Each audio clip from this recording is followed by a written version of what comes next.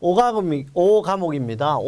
5과목은 뭐예요? 우리 종합장이라고 제가 항상 표현을 합니다. 5과목은요, 지금까지 했던 1과목부터 4과목까지 보충학습이 되기도 하죠. 첫째, 양중기를 사용하는 작업. 양중기는 뭐예요? 우리 5가지가 있죠. 크레인, 리프트, 곤도라, 승강기 0.25톤 이상. 여기 크레인에도 뭐예요? 한 개만, 크레인만 들어가기도 하지만 이동식 크레인. 이게 바로 양중기다. 양중기를 사용하는 작업에서 운전자가 보기 쉬운 곳에 부착해야 하는 사항이 아닌 것은, 이것은 산업, 안전, 보건 기준의 규칙에 관해 정해져 있는 내용이고요. 이것은 3가지를 부착하게 되겠습니다. 전격 하중이라든지, 그 다음에 운전 속도라든지, 경고 표시 등인데, 작업 위치는 표시하지 않습니다. 작업 위치는 그때그때만 다르잖아요. 작업 위치가 답이 되겠고, 특히 이것은 그림으로도 나타냈습니다. 전격 하중, 운전 속도, 경고 표시 등을 반드시 양중기 운전자가 보기 쉬운 곳에 부착해야 합니다. 82번입니다. 82번은 항타기 또는 항발기, 와이로프 절단 하중 값이, 와이로프 걸린 하중의 최대 값이 보기 한과 같을 때 사용 가능한 것은 건데, 실제는요, 와이로프는 항상 사람이 관계되는 것은 10이에요.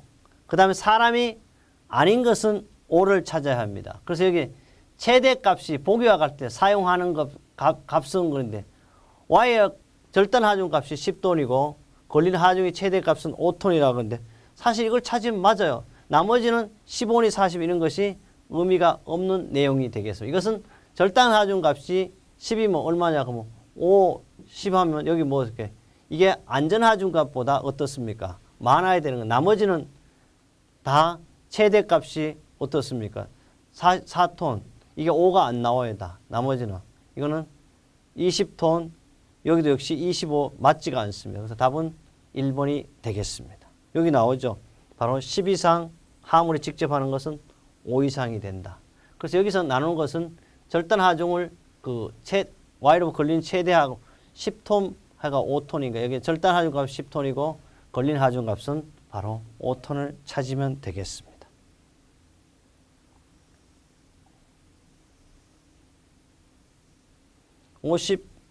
83번 가겠습니다. 83번. 또 여기서도요, 조금 더 보완 설명을 한 번 더 보셔도 되겠습니다. 이 문제는 그뿐 아니고 2015년 3월 8일 날 기사에도 출제됐던 내용이 되겠습니다.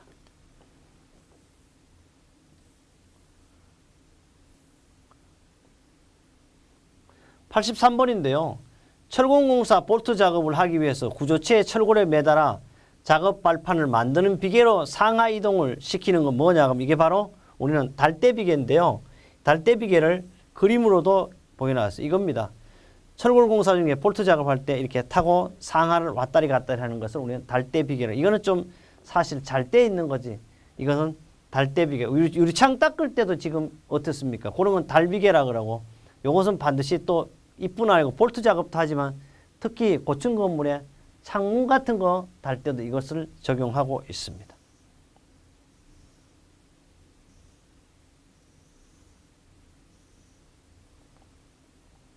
84번입니다. 강간을 사용하여 비계를 구성하는 경우 띠장 방향에서 비계 기둥의 간격은 얼마냐? 우리 비계 기둥 간격은 1.5m 이상 2m 이하로 적용하죠. 그래서 이것은 우리 교재 6-93쪽에 되어 있지만 2015년 3월 8일 문제 90번에 정해져 있습니다. 그뿐 아닙니다.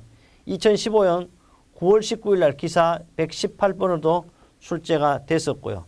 또 역시 그림으로도 또는 만나로도 여러분의 합격을 하기 위해서 1.5에서 1.8, 그 다음에 첫 번째 띠장은 1.5m 이하, 1.5m 이상, 그 다음에 1.5에서 1.8m까지죠. 그 다음에 뭐 이것은 수직 방향으로 했을 때도 첫 번째 띠장은 2m 이하에서 시작해서 1.5m 이하로 간격으로 하라는 내용도 그림으로 보여주었습니다. 85번입니다. 이것은 우리 여기뿐만 아니고 딱 보면 어디에서 나와? 두 번째 과목인 인간공학과 시스템 안전공학도 내용 나오죠. 85번 보면 유해위험 방지계획서 제출 대상 공사에 해당하는 것이에요. 유해위험 방지계획 첫째, 지상 높이가 21m가 아니고 31m 틀렸죠. 최대 지간거리가 얼마? 50m 이상인 교량건설. 이것은 어떻습니까? 맞아요. 맞죠? 연면적이 5,000m 동물인 건설이고 이거는 연면적이 어떻습니까? 5,000m. 동물원에는 해당이 안 되죠. 그다음 깊이가 9m 아니고 얼마? 10m가 되겠습니다. 이 내용은 여기 쭉 해놨어요. 동물원과 식물원 어떻게 제외하는 내용이죠. 또 특히 이것은 2008, 2014, 2015도 나오지만 여기뿐 아니고 19번이라는 거 어디 나오고 우리 2과목에도 나온다. 또는 1과목에도 나올 수 있는 그런 내용이 바로 이 문제가 되고 이것은 실기 필답형에도 곧잘 나오는 문제가 되겠습니다. 86번입니다. 산소결핍에 의한 재해예방 대책에 관한 설명 옳지 않는 것입니다. 작업 시작 전 반드시 산소 농도를 측정해야 되겠고 공기호흡기나 필요한 보호를 작업 전에 점검해야 합니다. 승인받은 밀폐 공간이 아니면 절대 들어가서는 안 되고 산소결핍 위험이 있는 장소에서 산소 농도가 10% 이상 유지되도록 한다는데 어떠한 경우라도요 18% 이상 유지돼야 되고 특히 우리 지구상의 산소와 질소가 이렇게 되고 가장 21과 79 이게 가장 좋죠. 이 상태가 가장 좋은 상태. 그러나 최소한 얼마? 18% 이상은 유지가 돼야 된다는 이야기입니다.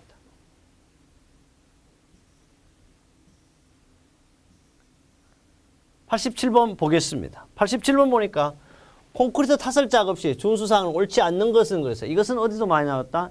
시공학에서도 수없이 나왔던 문제죠. 첫째, 바닥 위에 흘린 콘크리트를 완전히 청소해야 돼요. 굽기 전에. 가능한 높은 곳에서 자연 낙하시켜 콘크리트를 타설해야 됩니다. 여기서 가능한 높은 곳으로부터 자연 낙하시켰다. 여기 봐요. 자연이 좋으면 안 되죠. 팍팍 떨어뜨리 자연으로 하면 안 되고 반드시 호포를 받아 벽형 수트를 통해 가지고 고루고루 콘크리트를 타설해야 합니다. 답은 2번입니다. 지나친 진동기 사용은 재료분리를 일으킬 수 있어 금해야 합니다. 최상부의 스래브는 이어붙기를 되도록 피하고 일시에 전체를 타설해야 됩니다. 이 문제도 꼭 잘 알아놔야 됩니다. 요거는 2016년 제4회도 나왔던 문제인데 이 문제에도 꼭 기억을 해야 하겠습니다. 그 다음에 88번입니다. 발파 작업 시 유의사항과 거리가 먼 것입니다. 적절한 경보를 하여 근로자와 제3자 대피 조치를 반드시 취해야 되죠. 하향류라든지 내관 등에 충격을 주지 말고 하기에 접근을 금지한다 그러는데 하향류 내가 충격을 주지 말고 하기에 접근을 금지할 게 아니고 하기 자체를 아예 없애야 합니다. 답은 2번이고요. 발파 후에는 불발 잔액 확인과 진동에 의한 2차 붕괴 여부를 확인해야 됩니다. 낙발이라든지 부속 처리는 완료 후 작업을 재개해야 하겠습니다. 그래서 하향류 내관 등에는 충격을 줄 수가 있으므로 아예 운반하지 하면 안 되든지 아예 금지를 시켜야 된다. 답은 2번이 되겠습니다. 89번을 보겠습니다. 콘크리트 치갑에 관한 인자로서 가장 거리가 먼 것은 그런데 첫째, 콘크리트 치갑은요 콘크리트의 컨시스턴스가 되죠. 왜냐하면 물기 정도를 나타내는 거고요. 콘크리트의 타설 속도, 온도라든지 습도, 콘크리트 강도에는 치갑에 영향을 주지 않습니다. 답은 몇 번? 4번이 되겠습니다. 90번입니다. 철골 작업을 중지해야 할 풍속 기준은 건데 우리가 알아둘 것이 있죠. 여기 철골 작업은요. 첫째 비하고 눈과 뭐라 그래요? 바람입니다. 비는 알아둘 게 단위가 밀리미터로 나타내는 거고 눈은 센티미터로 나타내고 바람은 메타세크로 나타내요. 이것만 기준 풍속의 초당 얼마? 10m 이상 답이 벌써 나왔어요. 그래서 초로 나타낸다는 거. 이것만 기억하면 되겠습니다. 우리는 2017년 들었어요. 어떻습니까? 울릉도에 얼마 나왔다? 눈이 1m라 이렇게 하기도 하지만 항상 100cm 이렇게 하고 90cm. 그래서 눈에는 센티미터 단위를 쓴다. 여기 보면 풍속은 10m, 세크를 쓰고요. 초당, 여기 초당이죠, 초당. 강우량은 어떻게? 시간당 1mm. 비니까 강설량은 센티미터를 쓴다는 이걸 꼭 기억해야 하겠습니다.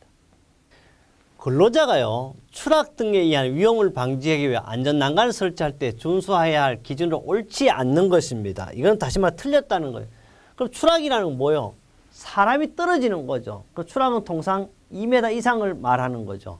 보겠습니다. 안전난간은 구조적으로 가장 취약한 지점에 가장 취약한 방향 얼마?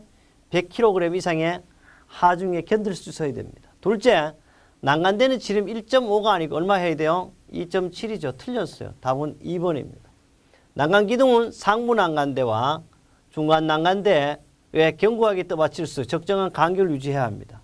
상부 난간대, 중간 난간대, 난간 길이 전체에 걸쳐 바닥면 등과 평형을 유지해야 되고요. 특히 난간대의 지름 2.7을 했고 이 뭐요? 만화로도 제가 나타내어 주었습니다. 92번입니다. 히빙 현상이 가장 쉽게 한다. 근데 히빙이라는 뭐예요? 우리가 여기서 알아둘 것이 히빙은 연약성 어떻게? 점토 집안에서 하는 거고 보일러는 어떻습니까? 보일러는 사질토 집안인데 이것만 잘 기억하면 되겠죠. 한번 보겠습니다.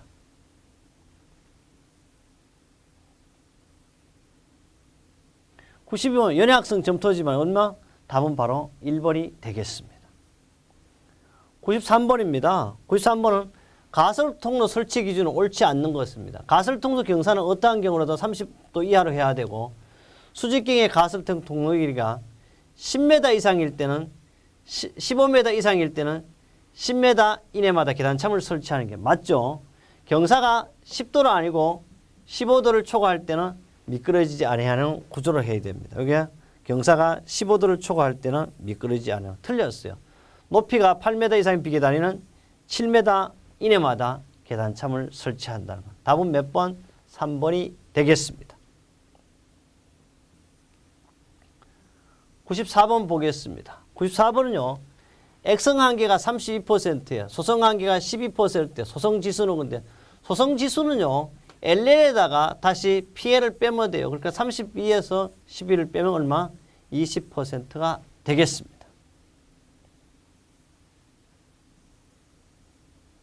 95번입니다. 건설 현장에서요. 사다리식 통로 등을 설치할 경우 준수사항으로 옳지 않는 것입니다. 사다리 상단 걸쳐놓은 지점으로부터 40cm가 아니고 얼마? 60cm 이상 올라가요. 답이 이렇게 탁탁 보이고 있습니다. 폭은 30cm 이상으로 해야 되고 사다리 통로의 기울은 75도 이하로 할 거. 발판의 강은 어떻게? 항상 일정하게 해야 되겠습니다. 여러분은 어떻게 바쁠 때는 그림만 봐도 알 수 있게 만화 형태로 만들어 두었습니다. 96번입니다. 96번은 고소 작업다리를 설치하는 경우에 대한 내용으로 갈로 안에 알맞는 것은 그랬어요. 작업대는 와이로프 또는 체인을 올리거나 내릴 경우 와이로프 체인이 끊어지 작업대가 떨어지지 아니하는 구조랑 와이로프 또는 체인 안전율은 사람이 타지 않는다면 무조건 어떻게 해요? 오라 그랬습니다. 사람이 타면 어떻게 해요? 10이 되겠습니다. 답은 얼마? 1번이 되겠습니다. 97번입니다. 펌프카에 의한 콘크리트 타설 시 안전수칙으로 옳지 않는 것은 틀린 것을 찾는 문제가 되겠습니다. 틀린 것은 찾는 거죠. 얘가 이제 바쁘니까 다 잘 안 되는 것 같아요. 97번을 보면요. 뭐가 있냐. 펌프가에 의한 콘크리트 타설 시 안전수칙으로 옳지 않는 것입니다. 타설 순서는 당연히 계획이익을 실시해야 됩니다. 그뿐 아니죠. 속도라든지 요거는 속도라든지 이거는 타설 기준도 준수해야 돼요. 그래서 타설 속도와 타설 기준을 준수해야 되고요. 장비 사용의 적정 호수 길이 초과 시 앞손간을 절대 어떠한 경우라도 앞손간을 연결하면 안 돼. 왜? 압력이 미치지 못함으로 이런 것은 있을 수가 없어요. 답은 3번입니다. 펌프카 전후에는 식별이 용이한 안전 표지판을 반드시 설치해야 한다. 98번 가보겠습니다. 98번은요. 건설재해 방지 대책은 옳지 않은 겁니다. 공사 계획 시부터 적정한 공법이라든지 공기를 선택해 안전관리상에 문제가 없도록 혹은 무리가 없도록 해야 되는 게 원칙이죠. 둘째, 하도급을 줄 때 안전관리 책임 한계를 명확히 한다는데 지금은요. 하도급과 원도급이 무조건 안전에 대한 것은 원도급자가 책임을 져도 공포할 때도 재해 발생 건수 공포도 17년 1월 7일부터는 반드시 원도급자가 함께 공포하게 되어 있습니다. 셋째, 매일 작업 시작 전에 안전보건 관련 교육과 정기적 또는 수시로 실시해야 돼요. 작업 시간을 자유롭게 하여 근로자의 편의를 도모한다건데 네 맘대로 쉬어라 하면 좋겠잖아. 되나 안 되나? 안 돼. 그래서 이거는 반드시 정해진 시간을 부여해야 하겠습니다. 답은 4번입니다. 99번입니다. 스크래프 용도로 가장 거리가 먼 것은 스크래프는요. 적재를 할 수도 있고 운반도 할 수 있고 하역도 이거는 몰라도 할 수 있어요. 양중기라 그러면요. 오로지 드는 건데 양중기만 기억해야 되잖아요. 스크래프는 어떻다? 양중기가 아니잖아요. 이렇게 쉽게 알 수가 있습니다. 드디어 우리 100번 가보겠습니다. 스크래프 그림도 놔두고요. 100번은요. 중량물을 올리는 자세에 대한 설명 중 옳은 것이 맞는 것입니다. 다리를 곧게 펴고 허리를 굽혀 허리 굽히면 안 돼요. 반드시 다리는 굽히되 허리는 어떻게 펴야 됩니다.